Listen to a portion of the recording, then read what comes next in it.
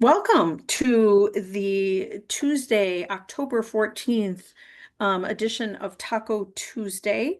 My name is Sarah Gold, and I am sitting in for Jeff Bruner, who is usually here for Taco Tuesday. And I just want a few housekeeping things or items. This webinar is being recorded, and we will share out a link to the recording following a few days after the Taco Tuesday. If you are using your phone for audio for any reason, please mute the line unless you need to speak, and you can certainly use the chat feature. And I think that's it. So without further ado, I will go ahead and introduce Allie Oliphant and Paul Webb from Bloomsbury / ABC-CLIO. Thank you both for joining us today. Thank you, Sarah. Let me go ahead and share my screen now. Let's see. It says I need to send a request. There we go. Okay, so hopefully everybody can see my screen now. I want to thank you for having me today. I'm really excited to talk about Bloomsbury ABC-CLIO databases, and I'm going to share some recent updates with you today. I am Allie. I'm a curriculum PD specialist with Bloomsbury ABC-CLIO. This is my second Taco Tuesday, so I'm very happy to be chatting with you all again. And I'm here with Paul Webb, who is an education sales specialist. Paul, if you have anything you'd like to add at any point, please feel free to jump in and interrupt me. You are more than welcome. Hello. All right. So many of you may already be aware of what Bloomsbury ABC-CLIO offers, but just in case you aren't, I'd like to start by giving you a brief overview. We offer a selection of diverse digital learning resources meant to empower teaching and learning specifically in the humanities. So we have 19 databases that cover a range of subjects studied in social studies classes. Our databases are aligned with national and state standards, provide access to thousands of primary and secondary sources, and include comprehensive topic centers that include overview articles, related resources, ready-made activities, and more. So there's a lot of great stuff. Our core databases cover subjects often taught in schools. So this includes American government, American history, world history, ancient and medieval, and world history, the modern era. And if you want to dive deeper into American history, you may want to check out our American Mosaic series of databases. These resources explore American history from multiple perspectives and really give students a chance to dive into the diverse experiences that make up American history. So these databases cover the African American experience, the American Indian experience, the Asian American experience, the Latino American experience, and women's history in the United States. On a more global scale, we provide databases such as World Religions, World at War, and Daily Life Through History. I unfortunately do not have the time to go over every single database with you today. So what we'll be doing is focusing on some exciting updates that have been added to some of our databases. First, we will look at our core 4 databases and see the reading leveler that was just added to those topic centers in August. And I'm also going to share a quick update about the activities in the pop culture universe topic centers. So today we're really going to be diving into topic centers, which is great because that is a standout feature of our databases and something that I think really takes us beyond your typical search database. So let's switch over to our American history database. This is what the homepage of one of our databases looks like. Every database will have a similar layout, which includes a search bar, time periods to explore, and the academic success corner. And we aren't going to be able to spend a lot of time on searching for resources. So just know that students can always use the search bar or the advanced search options to search and filter for a wide variety of resources in our databases. Today, we will be focusing on exploring by time periods to find our information. If you're familiar with our databases at all, you may remember that browsing through time periods is where users will find topic centers. Topic centers are similar to chapters in a textbook, and they'll provide things like overview articles, quizzes, and ready-made activities. So let's explore an example in the Great Depression to the New Deal. When I click on this time period, we'll see that it is further broken up into 9 topic centers for us to explore. And clicking on a topic center, such as the Harlem Renaissance, will bring us to a little kind of self-contained module all about this specific topic. We start with an overview article, which provides background information on the subject and kind of an introduction to the topic. And underneath the student tools at the top, this is where you find the reading leveler. So this is that first update I wanted to showcase. Super exciting. The reading leveler now allows you to choose from 2 levels of text complexity. So educators can differentiate this material for a range of learners. This is great for different grade levels or just different reading levels within a class. This is defaulting to level 2, which is the content that has already been in your databases. This has not changed. If we switch over to level 1, this is the same content, just with adjustments made for readability. So you'll notice that the text has been adjusted to be less complex. Every level 1 article will begin with key points, which kind of include the 3 main takeaways from the article. And then bulleted lists are also sometimes used to kind of provide information in an easily digestible format.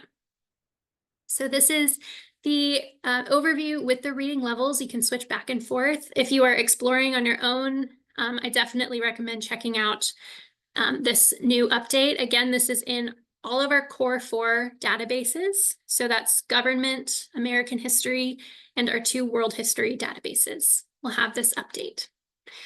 Just really briefly going through the rest of this topic center, just so you can see what's included. The next page is the topic essentials. So this lets students dive into the subject a little bit deeper. It includes video lessons, a list of vocabulary, and a check your understanding quiz, which is really nice. If students get a question wrong on this quiz, it will redirect them to the article or video that they need to go to find the information. Once they feel like they have a good understanding of the topic, they can move on to activities. And the activities in all of our Bloomsbury ABC-CLIO databases will center on an inquiry question. They will have sources for the students to explore as they try and answer those questions, and they will include an activity worksheet. This worksheet can be printed out or filled out in PDF form online. And the first page will include kind of like a graphic organizer to help them organize their thoughts. And then the second page is where they will actually synthesize everything and craft the written essay. So the worksheet will change depending on what that inquiry question is asking it. And this first page will be very specific to each activity, which is nice. The last page we'll look at is the topic library. And this is a curated list of resources about this specific subject. So students don't have to run their own separate search. If they'd rather come into the topic center and find resources here, they can easily filter through them just the same way they would filter through a separate search. Okay. Not every topic center will look like this. We have 19 databases to choose from, so some topic centers will have different structures. Pop Culture Universe has also had an update recently, so we'll take a look at that database right now and kind of show you a different example of a topic center. This is a really fun database. This is another way to explore American history. This database looks at history through the lens of pop culture and explores how things like art, literature, music, and more were influenced by what was going on in the world. So this database features topic centers that cover each decade from the 1900s through to the 2010s. Every topic center, let's open 1960s. Every topic center will start with an overview, just like American history did. And then once it loads, we'll see that there's a whole list of reference articles on the side. And so this is really diving deep into arts, literature, sports, advertising, all kinds of different aspects of pop culture that we can take a look at. The end of the topic center includes activities and the topic library. So that's very similar to the last one we looked at. In this topic center, I want to look at the activities. This is the new update that we wanted to share with you. Every single topic center will now feature an In This Decade activity. This is where students are tasked with exploring a timeline, selecting key pop culture events from the decade, and then using information found in the topic center to describe how pop culture reflects what was going on in America at that time. You'll find the In This Decade activity in every single topic center. It'll be the first activity. And then the rest of the activities will vary depending on what is going on in that decade and what the sources are for students to look at. But I just want to point out that there are some really great activities that focus on primary sources in this database. So yes, the In This Decade activity. This is a new addition. Every decade has it. We're very excited about it. I also wanted to show how we support educators. You can find supporting materials in the curriculum guide for specific topic centers. And the curriculum guide will show you key questions that the topic center explores. It will give you a look at every activity included in that topic center, and it will link you to any research lists, which can be just compilations of primary and secondary sources that are made by our editors for you. If we open an In This Decade activity from the educator side, we can see what it looks like for students, but we also have the option to view the educator guide. So this just gives you a little bit of extra information. It provides notes on implementation, student outcomes, as well as sometimes there are possible answers for the activities that you can see. And every In This Decade activity will include an educator guide. So that is a brief look at some of the updates, some of the topic centers that are included in our databases. Thank you so much, everybody, for listening to me chat about them. If you would like to learn more, or there are any databases you want to set up a free trial for, please reach out. Please reach out to WiLS. You can contact myself or Paul. I'll put our contact info on the screen again. But that's it. Were there any questions in the chat? Okay. Don't see any, but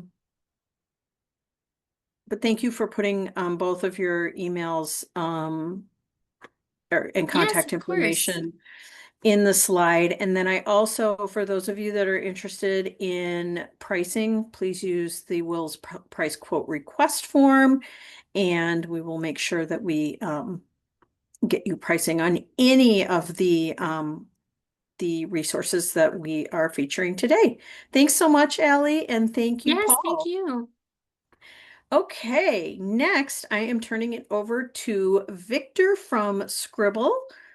Victor, if you want to just briefly introduce yourself. I am obviously not Jeff, so I am filling in for him today. It's so nice to see you again. Hey, Sarah, great to see you.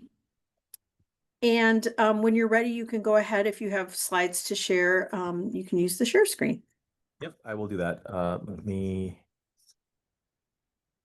put it in presentation mode and then share my screen, and then happy to jump right into it.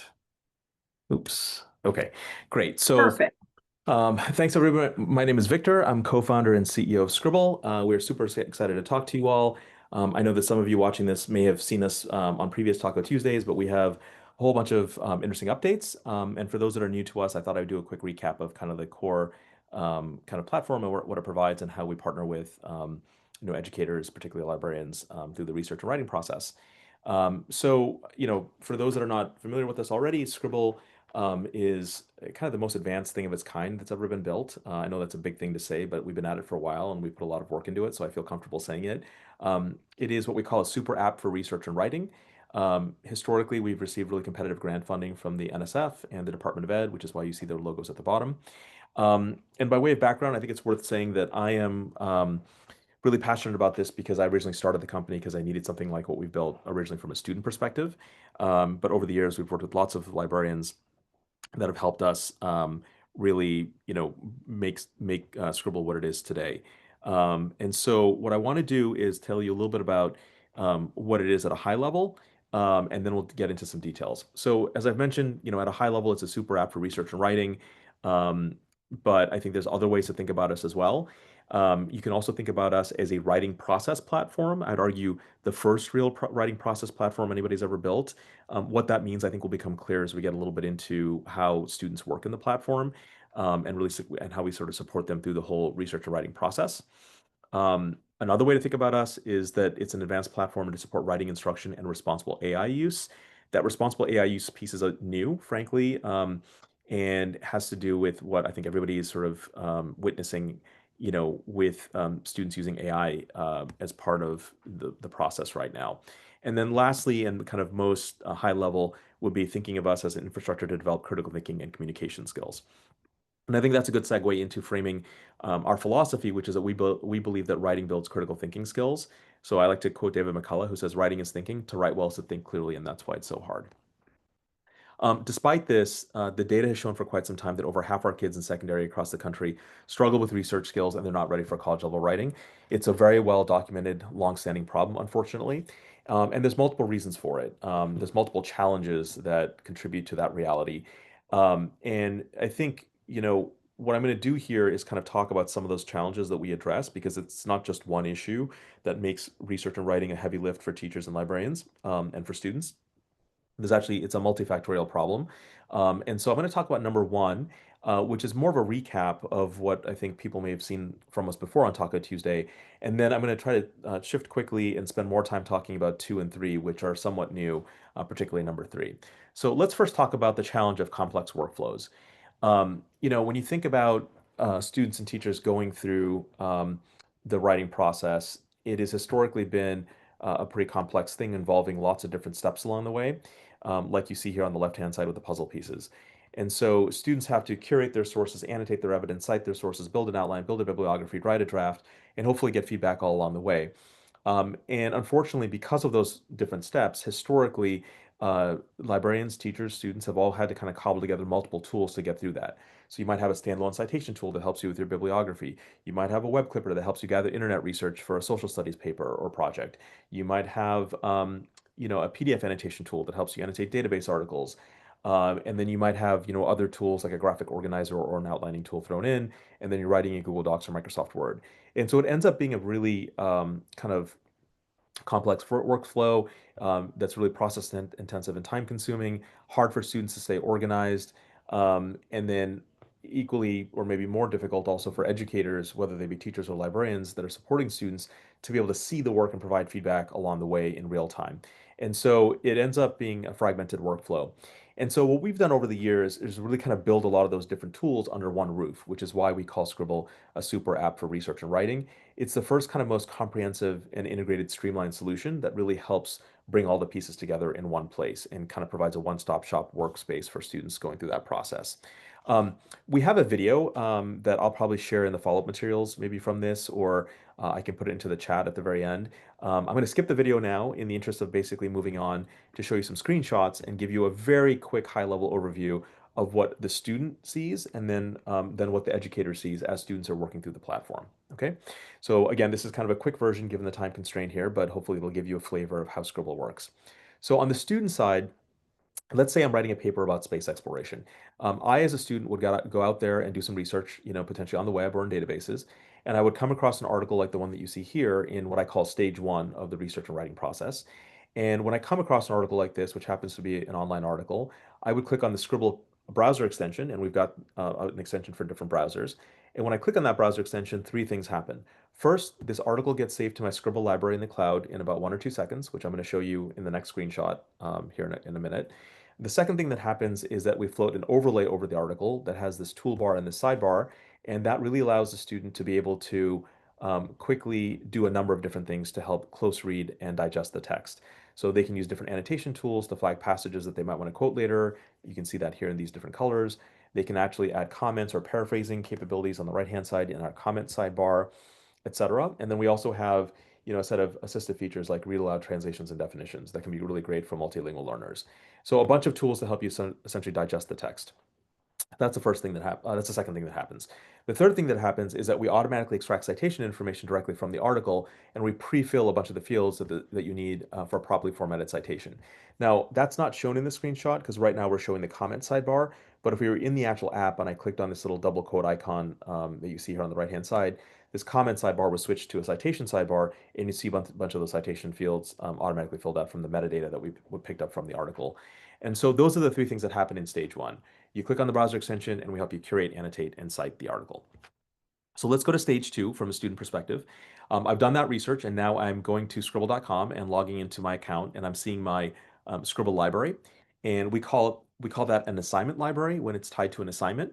And so what you're seeing here is a screenshot of that library that I, as a student, am working in as I'm kind of doing a number of new things. So what you're seeing here is, for example, my sources tab, which is where all of my articles are shown.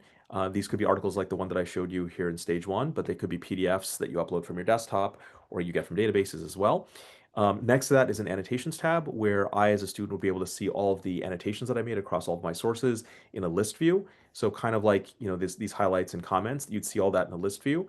And in both cases, whether you're in the sources tab or the annotations tab, all the content is full text index and keyword searchable. So it's easy to find a needle in a haystack like you do, for example, in Gmail. To the right of that is a bibliography editor under the bibliography tab. To the right of that is an outline editor under the outline tab. And to the right of that is a papers tab where we embed the Google Docs viewer or the Word Online viewer. And all this basically helps the students stay organized because all of this pre-writing work in these different parts of the process are really easily centralized and accessible right here within your Scribble library. And so as a student, I can really organize my work, build my bibliography, and create my outline in stage two. And then in stage three, I'm actually drafting my paper. So now you're seeing an example of me being in Google Docs, but we do the same thing for Microsoft Word.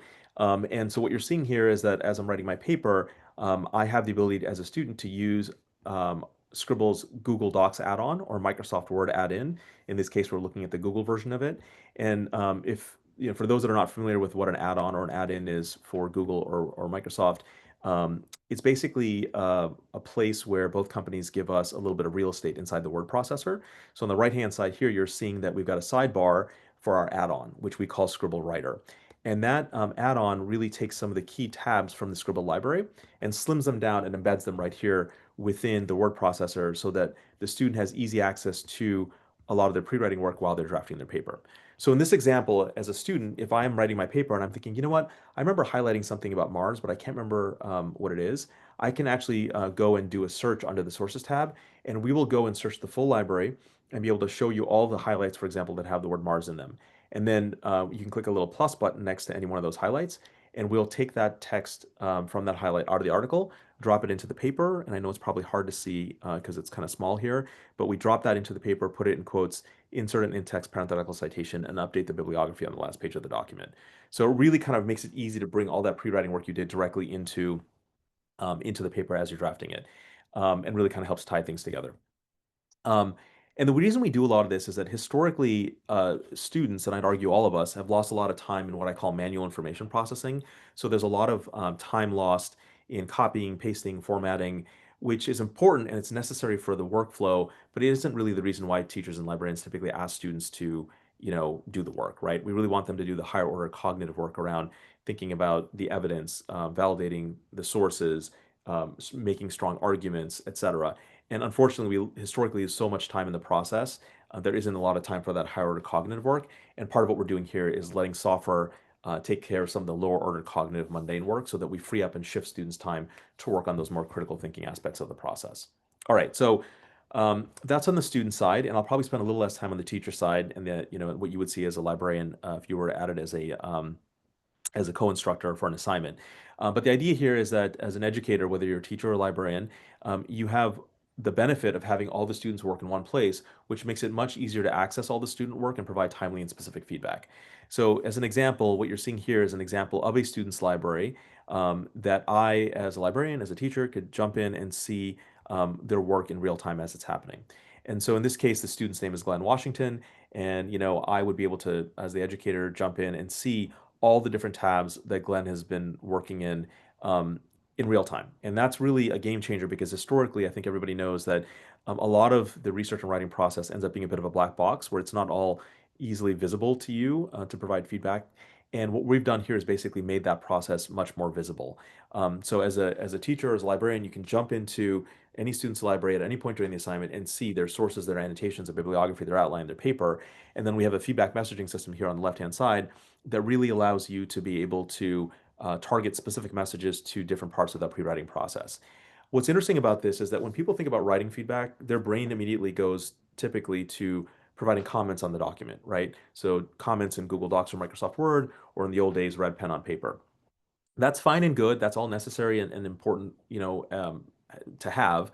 But I think, as everybody knows, especially librarians, especially for source-based writing, which is the dominant form of writing we ask students to do in academia, a lot of the quality of what you do put into the document, that draft of that paper, is significantly influenced by the kind of work you did in the pre-writing process. So, for example, if you don't have good sources, it's going to be hard to make strong arguments. And there's never been a good place historically to be able to see all that in one place and provide feedback to ensure that students are using credible sources and you picking out good evidence and those kinds of things. And that's what this provides. It really kind of fills a gap that historically has existed in being able to provide timely and specific feedback in the writing process. So that's the work itself. And then what we're able to do on top of that, because we've centralized all the work, is pull data out of all that work and be able to give you a dashboard that really lets you see at a granular level and at a 10,000 foot level how students are progressing against different parts of the process.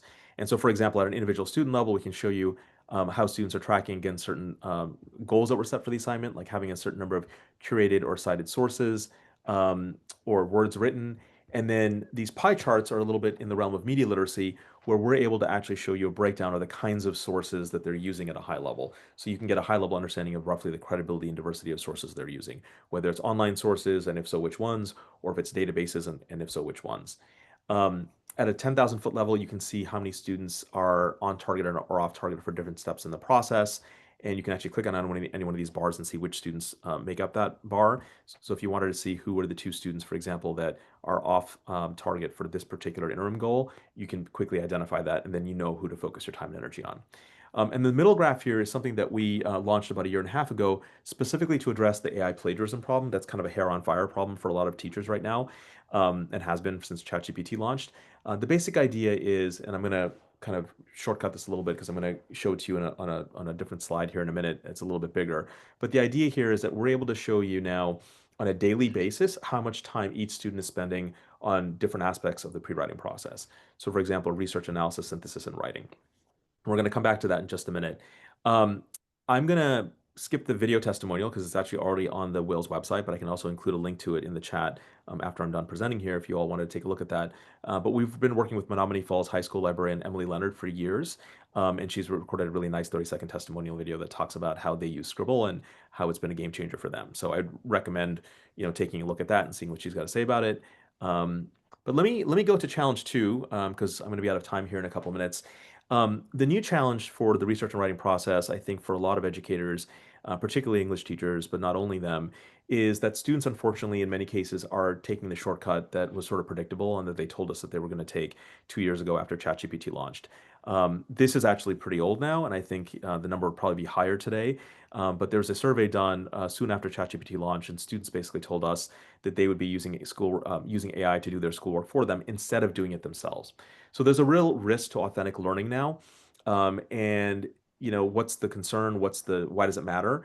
Basically, the idea is that if you're really outsourcing the work to the machine, you're not sort of practicing those critical thinking and cognitive skills that we've historically associated with the research and writing process.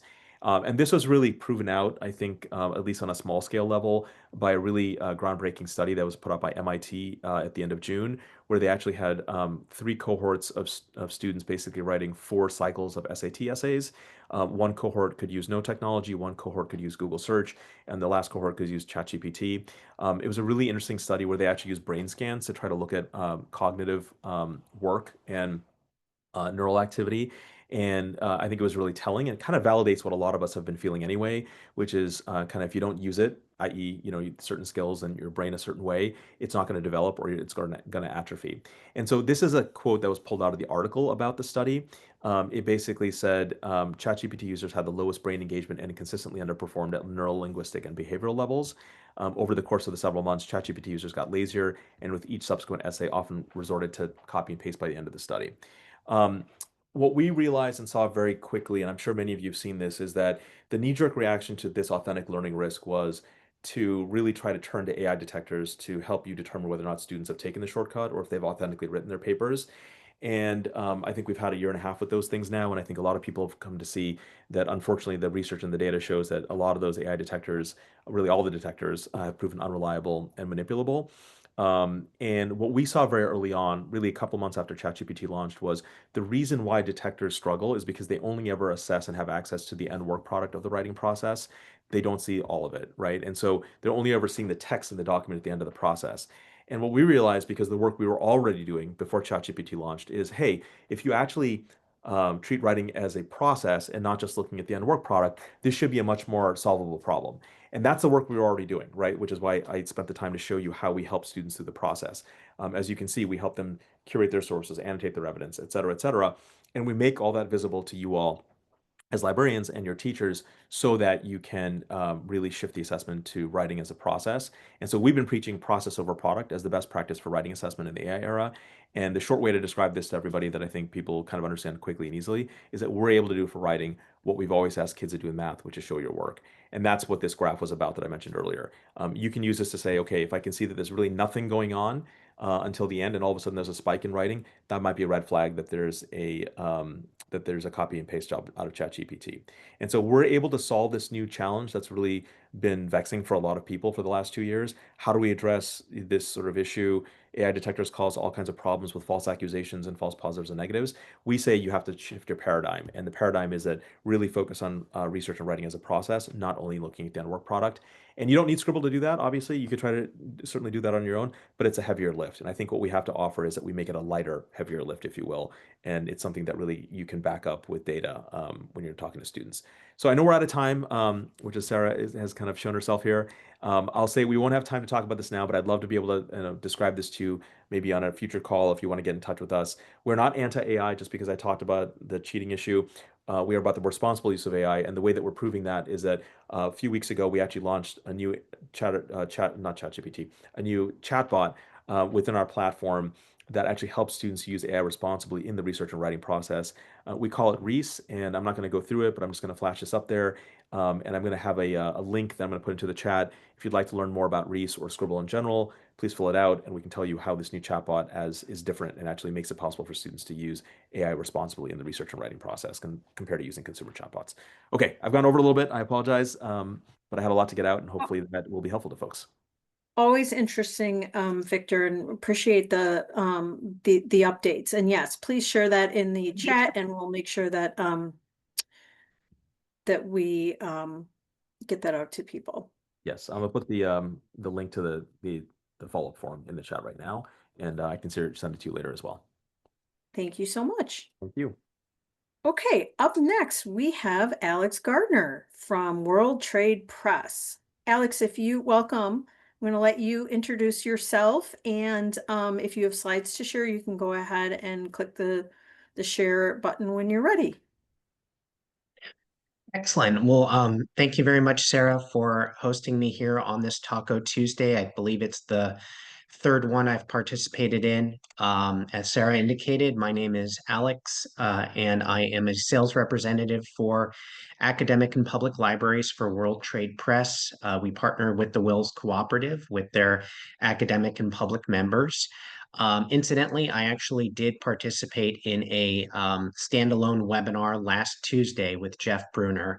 I'm not sure if any of the attendees today had a chance to visit that, but I also do have the link to that as well, which I can include in the chat along with my information and the trial URL and a username and password, which will be available for everyone to use for about the next month or so. So what I'm going to do is just take you through a quick rendition of our flagship cultural reference database, Global Road Warrior. And I'll go ahead and start sharing my screen. Okay. And so this is the main landing page for Global Road Warrior. You can see that this has today's featured country of Kazakhstan displayed on the top left, and then you have the ability to surf from one of 174 different countries via the map or the drop-down list over on the right. The ideas behind this database, this is a very expansive self-contained product. It pertains to 174 countries, focusing predominantly on culture, business, and travel amid a whole host of other disciplines. There are 35 main content modules available for every country, with 249 individual sections for all the countries that we cover. So for instance, I'm going to take us to France, just as a popular country to demonstrate. So once we click on France, you can see that we have a country overview section open with a country snapshot page presented. This will delve into some basic summary information in terms of France, its geography in Western Europe, a little bit about the French people, their official language of French, although many other languages are also spoken throughout the country. You've got a brief summation of history. So a number of targeted bullet points concerning culture and business and climate for France. Also on the right-hand side, you've got a number of really nice looking fair use images, including a nice shot here of kind of a landscape of Paris, the capital city. All of the photographs that you see throughout the product are all fair use, so they are available for any of your public or academic patrons for any academic or non-commercial purposes as they wish to use these images. You'll also notice that there is a 2-minute introductory video on the right-hand column at the top of the images.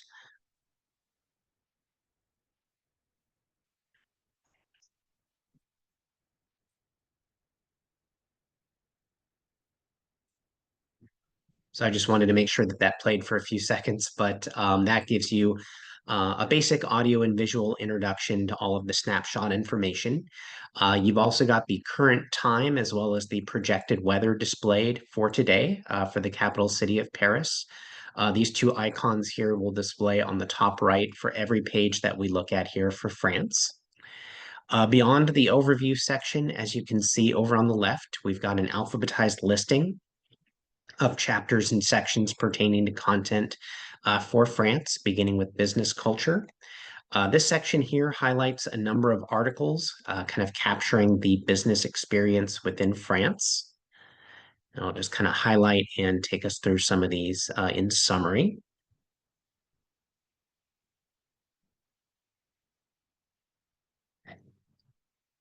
So you can see that a number of these articles are going to pertain to capturing the business experience in terms of decision-making, cultural context in terms of holding meetings, the art of negotiating, common business attire. So you've got a number of articles designed to kind of bridge cultural awareness from anywhere that you might be located to doing business in a foreign country. You've also got a 15 essential words and phrases section, providing you with a number of key words and phrases that might help you build rapport with your French business partners. So you've got the word or phrase in English, along with the accompanying French translation and its phonetic pronunciation.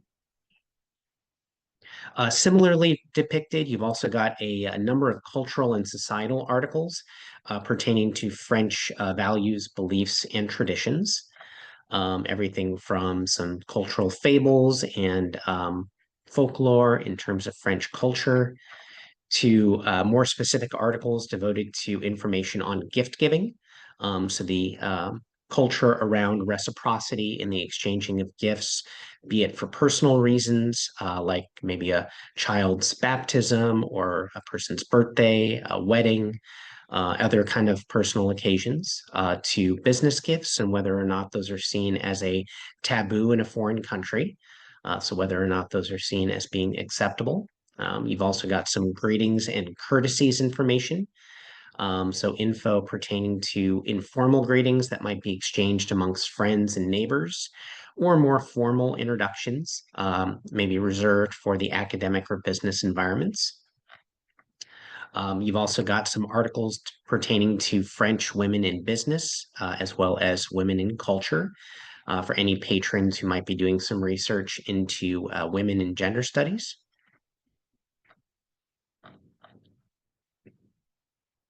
You've also got a demographics section. So this pertains to information depicted from the UN and the World Bank in terms of the French population by age group. You've got a series of charts here depicting its population comparison in terms of ranking to other countries. And then also some information pertaining to its methodology in calculating age-based categories. So you've got a series of demographics information here for the country. You've also got a section on educational resources. These are a number of chapters and sections pertaining to content available for neighboring teachers, as well as any homeschoolers within your community. For instance, a level 1 and level 2 10 and 20 question crossword puzzle are both available here as PDF downloads. So each one of these crosswords is going to give you a geographic puzzle along with an answer key at the bottom. You've also got a section of 6 different lesson plans. Each band of lesson plans are going to be downloadable both as PDFs or Word docs. So each lesson plan is going to come with a time assessment in terms of its completion, skill set exemplified, as well as a listing of activities. So this gives you some skills in terms of writing, collaborating in part of a group.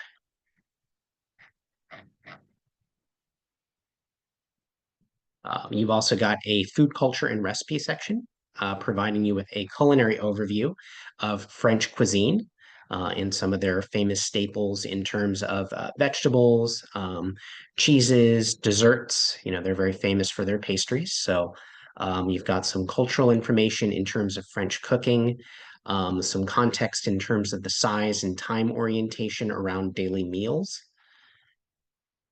and proper decorum around dining, be it at a person's home or out at a restaurant. So you can see some proper dining habits and decorum around cutlery and communal or individual dining. You've also got a history section providing you with a historical timeline, so an in-depth chronology of French history, everything from prehistory and early events, all the way down into post-World War II into the 21st century.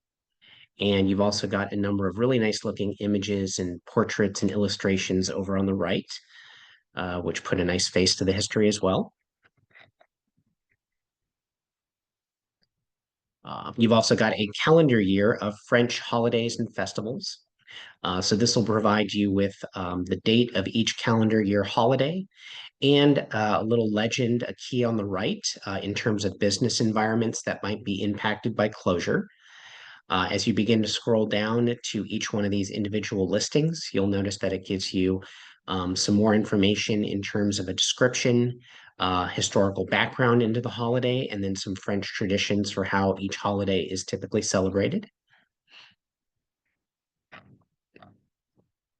You've also got a language section, and embedded within language is actually one of our most popular modules of content. So if we click on Video Dictionary, this will give us a video dictionary for French as a language of study. So you've got the interface language set to English, along with French as your language of study. Glossaries has been set to greetings by default, but that can be changed to suit a number of other areas of communication, as you can see with the downward arrow. Then you've got your drop-down list of terms, and you've got your native speaker over on the right. And if you click on the auto forward button, this will allow it to operate as a slideshow so that you can both see and hear how the word or phrase is being pronounced.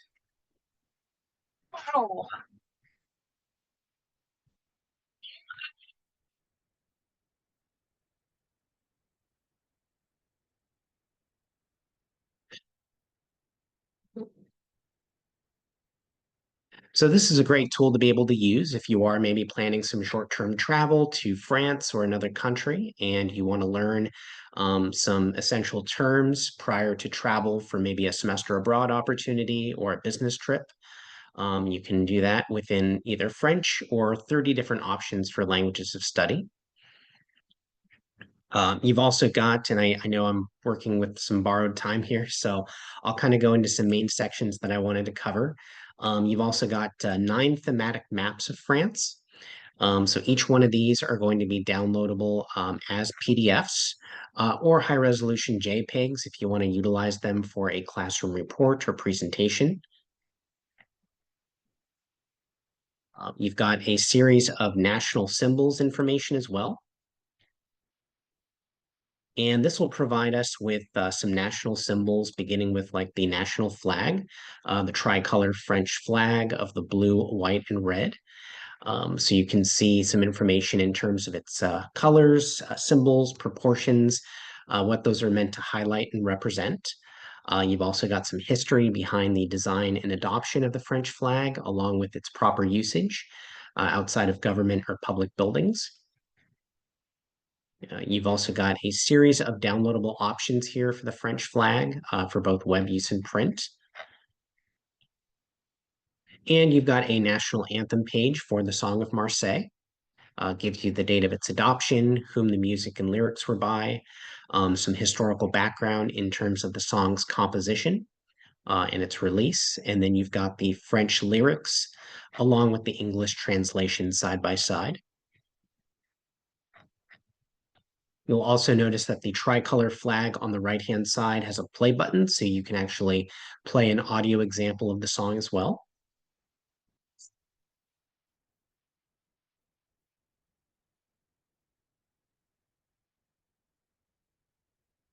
So you've got some audio there for the Song of Marseille. You've also got a security briefing section. This provides you with a security assessment from the US State Department with regard to exercising caution before travel. It gives you some information in terms of any travel warnings in effect, risks to safety and security for any number of reasons, be it for natural disasters, political unrest, risks of terrorism, pickpocketing, any types of prevalent crime. And so it's got some information here in terms of what to do if you are the victim of a crime, in terms of securing your money and valuables and getting help. Lastly, you've also got a travel essentials section, providing you with a summary of requirements for having a valid passport for either EU or non-European Union citizens, types of visas that are issued by the French government for both long and short-term stays. So requirements there in terms of having a visa. You've also got disease risk and prevention information from the Centers for Disease Control and Prevention, the CDC, with regard to recommended or required immunizations, as well as precautions to take against any airborne illnesses or infections. And you've also got some information in terms of customs entry with any prohibited or restricted items, as well as any departure formalities if there are any unusual in effect for a country.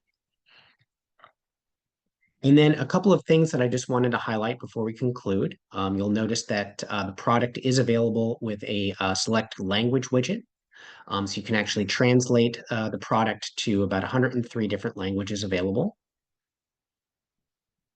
You've also got a document citation tab, which gives you the major citation formats for every page in Chicago Manual Style, MLA Handbook, and APA 7th edition for a prospective bibliography if a student wants to utilize this as a resource for a classroom report or presentation. And I will go ahead and stop sharing because I know I'm over time. So yeah, that is kind of the Global Road Warrior in summary. It is something that we have available for both adult and youth patrons alike, and I will be including for Sarah the product URL along with the trial username and password of Demo 10 in Jackson that you'll be able to use to log in as well in a trial capacity. So that is a summary, and once again, Sarah, thank you very much for having us. Thank you, Alex, and thanks for sharing that trial. That's great. And it's so good to see you. I realize we've worked together for years, and I don't know that we've ever seen each other. So it's I was great. thinking the same thing. Yes, nice to put face to Awesome. face. Yeah, Same. Thank you so much for joining us today. And thank you, rounding Sarah. out the hour, we have got Pat Salazar from Britannica. Thanks, Pat, for your patience, and I will turn the screen over to you. All right. So, my name is Pat Salazar, and I'm with Encyclopedia Britannica, and I am the Customer Success Manager for the public library market. And I am also working directly with Sarah, with WiLS, and I'm going to do just a quick presentation for the Britannica academic resource.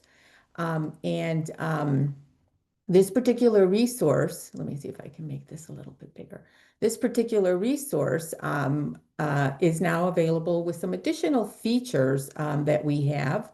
And I'll just kind of go through this with you quickly.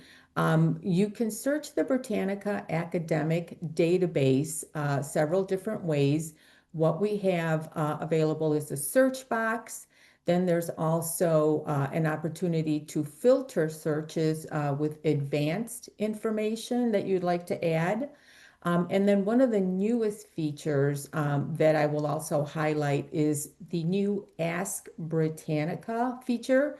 And that's our AI-powered enhanced search feature that's available earlier this year.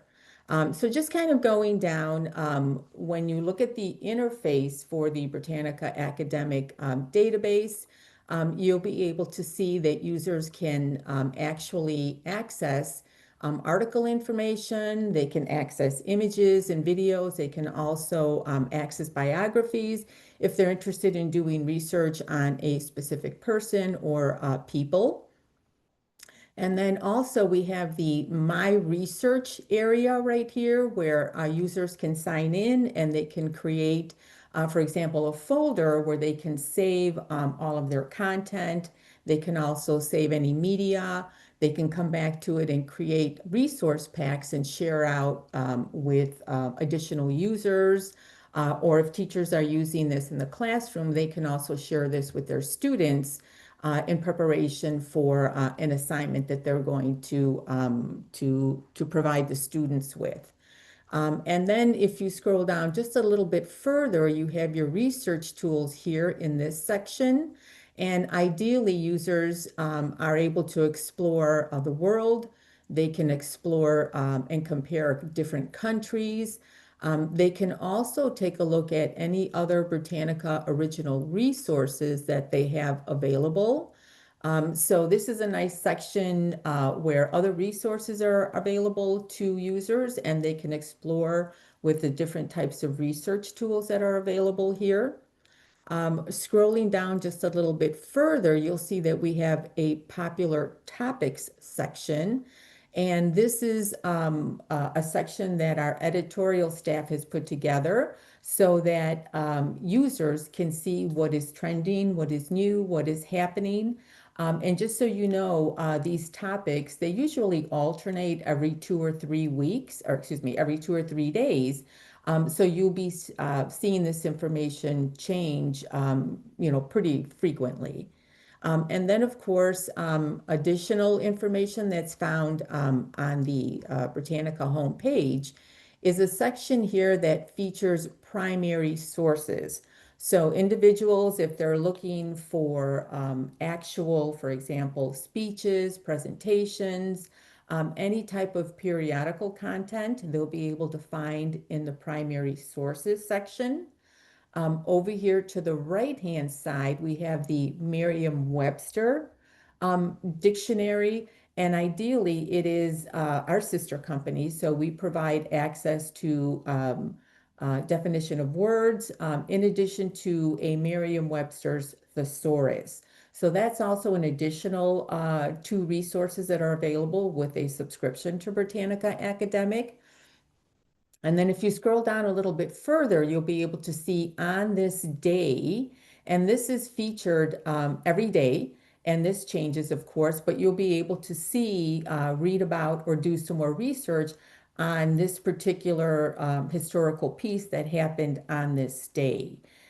So that's available, and again, it alternates pretty much every day. And one of my newest features that I absolutely love to point out is the new and revised articles section at the bottom of the homepage in the Britannica Academic subscription, because here you're going to be able to see, and I don't know if you're able to actually see this section, but in a subscription, you'll be able to continuously see what has been updated and what is new in Britannica articles. So you can simply click on it and then it'll take you to that specific article, whether it's new or updated. If, for example, you would like to see maybe a week ago what happened, what was updated, what was added as new, you would click on the little blue banner down here, and then that would take you into a separate section, and you will see everything all laid out, what is new and what has been updated with update dates and so on. So, I wanted to point that feature out because information is constantly flowing every day. Whereas I think you remember when we had the print product, that was usually updated on a yearly basis. Well, we don't have to wait for that information anymore. It is updated pretty much, if it's extremely important, that same day. So this is actually the homepage of Britannica Academic. And now I'm going to take you into our AI portion, which is brand new to Britannica. And so this is what's called Ask Britannica, and it's located on the right-hand side of the homepage. It has its own little section. Simply clicking on it will take you into Ask Britannica, and it looks like this. It is powered by AI, and ideally, it works in the manner in which you can ask it a general question. And what happens is it is searching the Britannica database. It is searching if you have a subscription to Britannica Academic, Britannica School, or Britannica Library. It will search that content to answer your question. So you can ask a natural question, or you can put in a couple of words and it will look for that information for you. Now, the responsible part of this AI tool is that it doesn't write your term papers. It doesn't respond to inappropriate questions. It does not go out into the internet. It simply scours and looks for content that is equivalent to either your search or the words that you have entered into that specific search box. And so ideally, this is what it will look like. For example, it's the new Ask Britannica. You ask your question, you type your question here, and then you receive your answer based on content that we have in any one of the three resources that you're subscribing to. So, for example, you ask a question, how do ducks float? And you may have three responses. Three answers. And so your opportunity here is you will see, for example, there are three answers, and it will provide you with that number here. The second little box allows you to view that article information that is located within your subscription. And again, that could be Britannica Academic content, Britannica School, or Britannica Library. And then so that we can provide users with an opportunity to go beyond the question that they've asked. We have other related questions that come up with your search. So that might be an additional 4, 5, 3 questions, whatever that is based on your search. You can simply click on the down button and then it would display those questions, and you could just simply click on it and then it would take you to that article information for that specific question. Again, enhancing the learning so that users are thinking outside of just that simple question or word search that they did for Ask Britannica. Also, there is a save button, which is right here. So you can save all your questions, kind of filter, and just, as a way to recollect, how many questions you had asked. It'll save all that information for you. And then the last 2 buttons you have, which is next question and a new thread, you can continue asking questions. And again, it'll save this information for you. Or you can altogether, with the new thread button, just remove that category of questions or the word search, and then you're able to simply just go ahead and type in a new search. So we highly recommend, so that you know exactly the type of information that you're receiving, the types of questions that you can ask, we highly recommend that you take a look at the click here to find out more button, and then you will get a list of FAQs that people have already asked us, users have asked, and we're happy to lay that out for you. And again, we welcome any questions that any users have, because we definitely want to put your mind at ease that this is all sourced from within Britannica. It is not sourced outside of our own resources. Okay, so that is one of the newest features. And then I'm going to move you down just a little bit to one of the resources that we were asked by colleges and universities to filter out, for example, a brand new resource, which is called, let me just get that real quick, Teach Britannica. And in Teach Britannica, basically, this is an additional resource that's available. And ideally, what this does is it's a toolkit for academic institutions that teaches research skills, critical thinking, and instructional information on how to do research projects. So everything is self-contained within the Teach Britannica. And ideally, you are able to access that from the home page. And just so you know, which is, I don't think you're able to see it here, but at the very top of the home page, there's a little button with a thistle.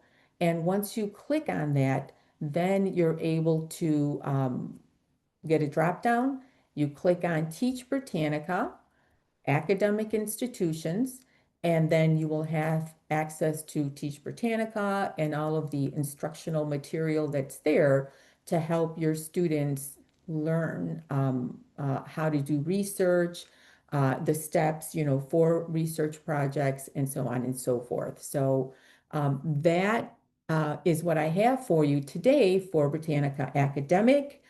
In addition to our newest feature, the Ask AI, Ask Britannica AI, and the Teach Britannica, all combined within a single subscription. And again, if you have any questions, feel free to ask them here. If we're done, and then you have a question afterward, feel free to filter that to Sarah. You have trial information, any previews that you'd like to do, we're happy to extend that to you. Simply contact WiLS, and then they will get in touch with us, and we can get you everything you need so that you can actually access this resource on a trial basis if you'd like. Thank you so much, Pat. And we really appreciate it. And thank you to all of our presenters, Allie and Paul. Victor, Alex, and again, once again, Pat. Again, Pat, I'm wondering if you might be able to share your, if you could email me your slides, because then we can include that. I'm putting together a little companion email that I'll send out with the recording of today's session. Yes, absolutely. And if it's okay, I'm going to include at least a couple 2-3 minute videos so that your members can actually take a look at each one of the different features that I talked about. Super, super easy, only 2 to 3 minutes. I'm happy to share that. That's great. Thank you so much. And thank you to everyone that either joined us today or will be watching the recording of this. As a reminder, we are back with another Taco Tuesday on the 28th of October. Hope to see you then. Thanks, everybody.